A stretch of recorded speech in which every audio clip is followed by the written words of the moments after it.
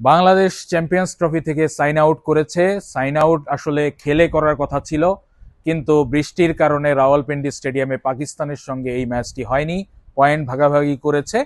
তো ম্যাচটি খেলে বিদায় নেওয়ার কথা থাকলেও ম্যাচ না খেলেই বাংলাদেশ বিদায় নিয়েছে। এবং এই টুর্নামেন্টে বাংলাদেশের জন্য গর্ব করার মতো তেমন কিছু না থাকলেও আমি বলতে পারি যে অন্য ক্ষেত্রে বাংলাদেশের গর্ব করার কিছু আছে। হ্যাঁ, সেটা দেখানোর জন্য আমি একটু মাঠে যেতে চাই। যদি মাঠের এই জায়গাটা দেখাই, সেখানে পরিষ্কার দেখতে পাচ্ছেন যে বাংলাদেশের পাকিস্তানের ম্যাচটি পরিত্যক্ত ঘোষিত হয়েছে এখানকার স্থানীয় সময় বিকাল 3:30টার সময়। অথচ এই ম্যাচটি শেষ করার জন্য বা পরিত্যক্ত ঘোষণা করার জন্য কাট অফ টাইম ছিল সন্ধ্যা 7:30টা। এর আগে যে ম্যাচটি ছিল অস্ট্রেলিয়া দক্ষিণ আফ্রিকার, সেটিরও কাট অফ টাইম একই ছিল, কিন্তু 2 ঘন্টা আগে পরিত্যক্ত ঘোষণা করা হয়েছিল। বাংলাদেশ পাকিস্তানের ম্যাচটি পরিত্যক্ত ঘোষণা করা হয়েছে তারও 2 ঘন্টা আগে, অর্থাৎ কাট অফ টাইমের 4 ঘন্টা আগে। এবং মাঝখানে বৃষ্টি কিছুক্ষণের জন্য এখানে থেমেছিল। থেমে যাওয়ার পর মাঠ কর্মীরাও ব্যস্ত হয়ে উঠেছিলেন, কাভার সরিয়ে নিয়েছিলেন উইকেটের। কিন্তু এখানকার ব্যবস্থাপনা যেটা, আমি যদি মিরপুর শেরেবাংলা স্টেডিয়ামের সঙ্গে তুলনা করি, এখানকার ড্রেনেজ সিস্টেম অত্যন্ত খারাপ। এবং যে কারণে মিরপুরে বৃষ্টি থেমে যাওয়ার ঘন্টা দেড়েক বা 1 ঘন্টা খানেকের মধ্যে যেখানে খেলা শুরু করার মতো অবস্থায় চলে যাওয়া যায়, সেই সুযোগ সুবিধা সেখানে বিদ্যমান।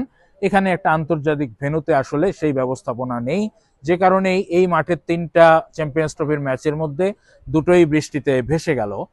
এবার আমি ফিরতে চাই বাংলাদেশের পারফরমেন্সে, যেখানে এই টুর্নামেন্ট আসলে বাংলাদেশের জন্য ব্যর্থতার নতুন কোনো গল্প আসলে লেখেনি। গত 5 বছর ধরেই একটির পর একটি আইসিসির আসরে বাংলাদেশ ব্যর্থ হয়ে যাচ্ছে। বাংলাদেশ 2015 থেকে 2019 এই সময়টায় যদি বলি, বাংলাদেশ সোনালী সময় পার করেছে বাংলাদেশ ক্রিকেটের। 2015 ওয়ার্ল্ড কাপের কোয়ার্টার ফাইনালে খেলেছে। চ্যাম্পিয়ন্স ট্রফির সর্বশেষ যে আসরটি হয়েছিল ইংল্যান্ডে 2017 সালে, বাংলাদেশ সেটিতে খেলেছিল সেমিফাইনালে। এবং 2019 সালে যে ইংল্যান্ডে ওয়ানডে বিশ্বকাপ হয়, সেটাতেও খুব বড় জায়গায় না গেলেও অন্তত বলার মতো 3টি জয় ছিল। এরপরে 2021 সাল থেকে বাংলাদেশ ক্রিকেটের ক্রমাবনতি শুরু। এই 5 বছরে 3টি টি-20 বিশ্ব আসর হয়েছে এবং ওয়ানডে সংস্করণের 2টি বিশ্ব আসর হয়েছে। একটি 2023 সালের ওয়ানডে বিশ্বকাপ, আর একটি হচ্ছে এই চ্যাম্পিয়ন্স ট্রফি।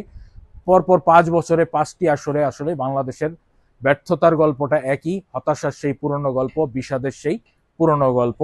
এবং এখানে শেষ ম্যাচটি ভেসে যাওয়ায় 1 পয়েন্ট পাওয়া গেছে হয়তো, কিন্তু সেটি তো বাংলাদেশের মতো দলের জন্য সান্ত্বনার কিছুই হতে পারে না। যেহেতু এর আগে তারা আইসিসি টুর্নামেন্টে ভালো করেছে, অবশ্যই পরের 5টি আসরের ব্যর্থতা নিয়ে প্রশ্ন উঠতে বাধ্য।